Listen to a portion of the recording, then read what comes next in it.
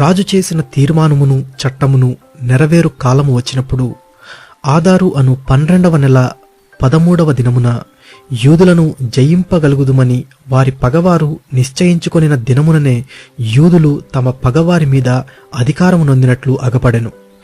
యూదులు రాజైన ఆష్వేరోషు యొక్క సంస్థానములన్నిటిలో నుండు పట్టణముల యందు తమకు కీడు చేయవలనని చూచిన వారిని హతము చేయుటకు కూడుకొనిరి. వారిని గూర్చి సకల జనులకు భయము కలిగినందున ఎవరునూ వారి ముందర నిలవలేకపోయిరి. మొర్దెకైని గూర్చిన భయము తమకు కలిగినందున సంస్థానముల యొక్క అధిపతులను, అధికారులను, ప్రభువులను, రాజు పని నడిపించువారును యూదులకు సహాయము చేసిరి. మొర్దెకై రాజు యొక్క నగరులో గొప్పవాడాయను.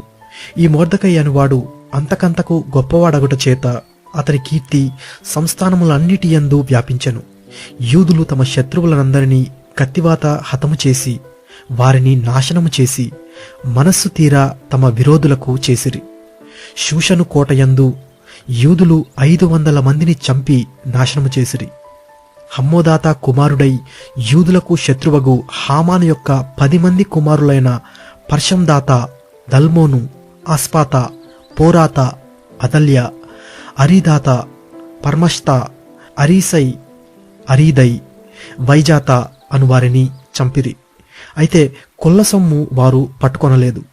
ఆ దినమున షూషను కోటయందు చంపబడిన వారి లెక్క రాజునకు తెలియజెప్పగా రాజు రాణి అయిన ఎస్తేరుతో, యూదులు షూషను కోటయందు 500 మందిని, హామాను యొక్క 10 మంది కుమారులను బొత్తిగా నాశనము చేసి ఉన్నారు. రాజు యొక్క కొదవ సంస్థానములలో వారు ఏమి చేసి ఉందురో ఇప్పుడు నీ మనవి ఏమిటి?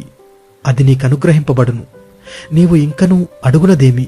అది దయచేయబడునని సెలవీయగా ఎస్తేరు, రాజువైన తమకు సమ్మతి అయిన ఎడల ఈ దినము జరిగిన చొప్పున షూషను నందున్న యూదులు రేపును చేయునట్లుగాను, హామాను యొక్క 10 మంది కుమారులు ఉరికొయ్య మీద ఉరితీయింపబడునట్లుగాను సెలవీయుడనెను.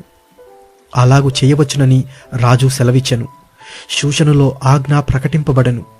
హామాను యొక్క 10 మంది కుమారులు ఉరితీయింపబడిరి. షూషను నందున్న యూదులు అదారు మాసమున 14వ దినమందు కూడుకొని షూషను నందు 300 మందిని చంపివేసిరి. అయితే వారు కొల్లసొమ్ము పట్టుకొనలేదు. రాజు సంస్థానముల యందుండు తక్కిన యూదులు కూడుకొని తమ ప్రాణములను రక్షించుకొనుటకై పూనుకొని అదారు మాసము 13వ దినమందు తమ విరోధులలో 75,000 మందిని చంపివేసి తమ పగవారి వలన బాధ లేకుండా నెమ్మది పొందిరి. అయితే వారును కొల్లసొమ్ము పట్టుకొనలేదు. 14వ దినమందును వారు నెమ్మది పొంది విందు చేసుకొనుచు సంతోషముగా నుండిరి.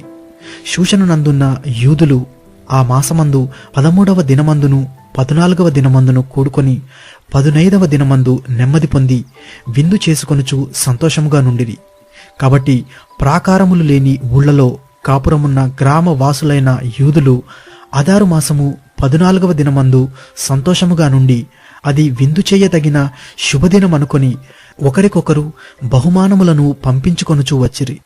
మొర్దెకై ఈ సంగతులను గూర్చి రాజైన ఆష్వేరోషు యొక్క సంస్థానములన్నిటికీ సమీపముననేమి దూరముననేమి నివసించియున్న యూదులందరికీ పత్రికలను పంపి, యూదులు తమ పగవారి చేత బాధపడక నెమ్మది పొందిన దినములనియు, వారి దుఃఖము పోయి సంతోషము వచ్చిన నెల అనియు, వారు మూల్గుట మానిన శుభదినమనియు, ప్రతి సంవత్సరము అదారు నెల యొక్క 14వ దినమును 15వ దినమును వారు ఆచరించుకొనుచు విందు చేసుకొనుచు సంతోషముగా నుండి ఒకరికొకరు బహుమానములను, దరిద్రులకు కానుకలను పంపతగిన దినములనియు వారికి స్థిరపరచెను. అప్పుడు యూదులు తాము ఆరంభించిన దానిని మొర్దెకై తమకు వ్రాసిన ప్రకారముగా నెరవేర్చుదుమని ఒప్పుకొనిరి. యూదులకు శత్రువగు హమ్మేదాత కుమారుడైన ఆగాగీయుడగు హామాను యూదులను సంహరింపదలచి వారిని నాశనపరిచి నిర్మూలము చేయవలెనని ఊరు అనగా చీటీ వేయుచుండగా ఎస్తేరు రాజు ఎదుటికి వచ్చిన తరువాత రాజు అతడు యూదులకు విరోధముగా తలపెట్టిన చెడు యోచన తన తలమీదికే వచ్చినట్లుగా చేసి వాడును వాని కుమారులను ఉరికొయ్య మీద ఉరితీయబడినట్లుగా ఆజ్ఞ వ్రాయించి ఇచ్చెను. కావున ఆ దినములు ఊరు అను పేరును బట్టి ఊరీము అనబడెను.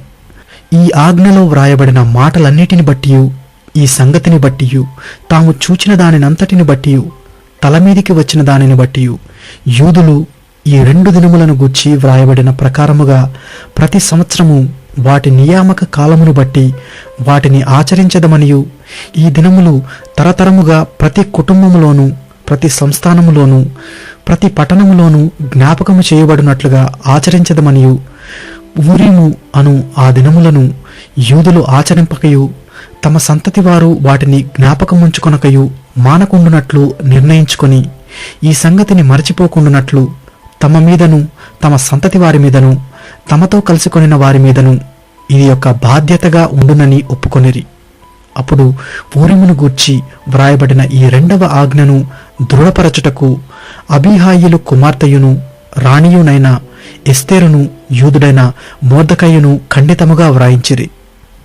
మరియు యూదుడైన మొర్దెకయ్యును రాణి అయిన ఎస్తేరును యూదులకు నిర్ణయించిన దానిని బట్టి వారు ఉపవాస విలాపకాలములు ఏర్పరచుకొని, అది తమ మీదను, తమ వంశపు వారి మీదను ఒక బాధ్యత అని ఎంచుకొని వాటిని జరిగించదమని ఒప్పుకొనిన ప్రకారముగా ఈ ఊరీము అను పండుగ దినములను స్థిరపరచుటకు అతడు ఆశ్వేరోషు యొక్క రాజ్యమందుండు 127 సంస్థానములలోనున్న యూదులందరికీ వారి క్షేమము కోరినట్టియు, విశ్వాసార్థములనగునట్టియు మాటలు గల పత్రికలు పంపెను. ఇలాగున ఎస్తేరు యొక్క ఆజ్ఞ చేత ఈ ఊరీము యొక్క సంగతులు స్థిరమై గ్రంథములో వ్రాయబడెను.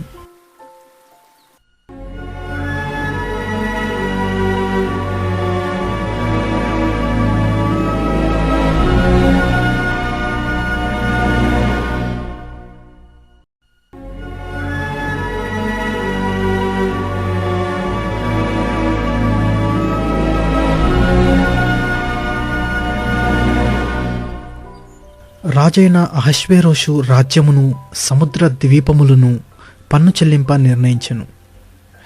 మొర్దెకై యొక్క బలమును గూర్చియు, అతడు సామర్థ్యము చేత చేసిన కార్యములన్నిటిని గూర్చియు, రాజు అతనిని ఘనపరిచిన సంగతిని గూర్చియు, మాదీయుల యొక్కయు పారసీకుల యొక్కయు రాజ్య సమాచార గ్రంథమందు వ్రాయబడి ఉన్నది. యూదుడైన మొర్దెకై రాజైన అహష్వేరోషునకు ప్రధానమంత్రిగా నుండి తన వారందరితో సమాధానముగా మాట్లాడుచు, తన జనుల యొక్క క్షేమమును విచారించువాడును, యూదులలో గొప్పవాడునై తన దేశస్థులలో చాలామందికి ఇష్టడుగా ఉండెను.